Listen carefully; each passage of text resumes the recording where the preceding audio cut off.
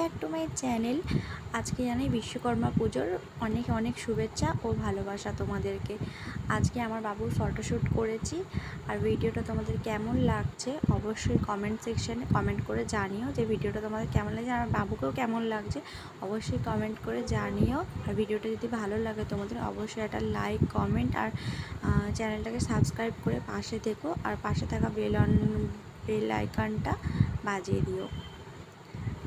ফটোশ্যুটের পর বাবু ক্লান্ত হয়ে দেখো ঘুমিয়ে পড়েছে।